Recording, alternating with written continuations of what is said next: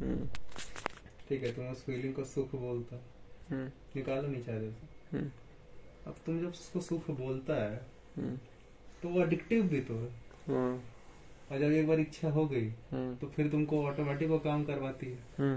और जब ऑटोमेटिक काम करवाएगी तो इतना सारा काम करवा देगी वो जिसमें दुख हो रहा है। तो ये जो था कि सुख सुख सुख लो लो लो, गिर जाओ फिर उठो फिर सुख लो, तो काम तो बेटा और इच्छा होगा और इच्छा होगा, और उतना लेवल पे तो हो ही नहीं सकता। तो काम जब इच्छा हो रहा है उस वक्त ही तो दुख फील हो रहा है, तो कहाँ तेरा काम होगा।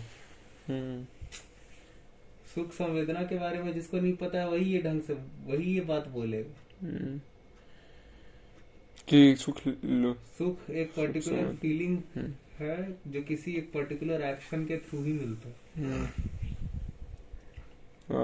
एक फंडामेंटल है, सब नोट करके रख लेना। आप ऑब्जर्व करिएगा कि जब भी आप सुख किए उस वक्त आप कुछ ना कुछ एक्शन करिए,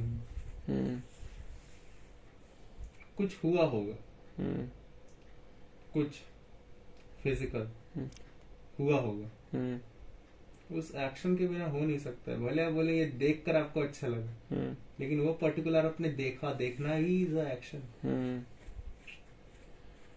वो हो रहा है, मान लो अरोरा है ना नॉर्थ पोल पे, तुमने वो देखा, तुमको वो बहुत खुशी हुआ। अब वो हो रहा है लेकिन देखा ना, वो देख के एक बॉडी एक ऑर्गन का एक्शन होना बहुत जरूरी है सुख संवेदना होने के लिए। अच्छा,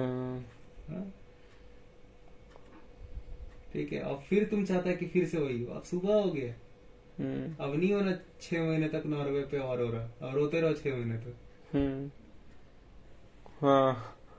तो सुख संवेदना किसी एक्शन की वजह से फिर से इच्छा पैदा करती है। ये रियलिटी पता ही नहीं कि सुख संवेदना की बार बार इच्छा होती है।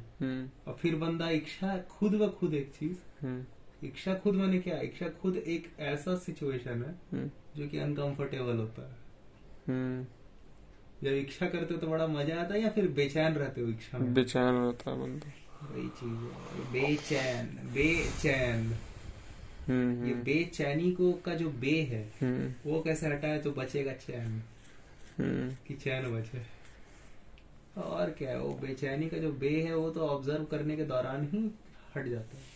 इस वजह से ये जो हिडोनिज्म फिजोनिज्म जो भी है, चारवाक दर्शन, चुतिया ये सब तो फालतू बात है। चारवाक दर्शन फालतू बात है, वो है नहीं उस तरह जिस तरह आज उसको दिखाया जा रहा है। जैन धर्म का तो इतना बढ़िया धर्म, साला मेरा तो सारा का सारा जो मेरे को ऑब्जर्व हुआ सारा तो मिल ही गया भाई जैन दर्शन में। जो हाईएस्ट जो सिद्धांत अनेकवाद नयवाद सब तो मिल ही गया भाई उसी से कि एक एस्पेक्ट, एक कोई भी एकदम एब्सोल्यूट ट्रुथ नहीं हो सकता है, क्योंकि एक चीज का बहुत सारा एस्पेक्ट है। और कोई आइडियलिज्म नहीं है उन लोग के असली नॉलेज में, उन लोग का असली जो दर्शन है तत्वार्थ सूत्र। अच्छा भाई यार, हम लोग सब लोग फंडामेंटल्स पढ़ते ही नहीं है किसी भी रिलीजन का, मतलब फिलॉसफी का।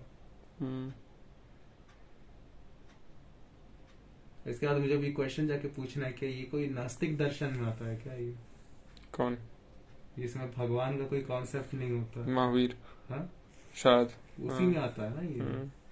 उसका स्क्रीनशॉट रख लियो जरा, ठीक है ठीक है।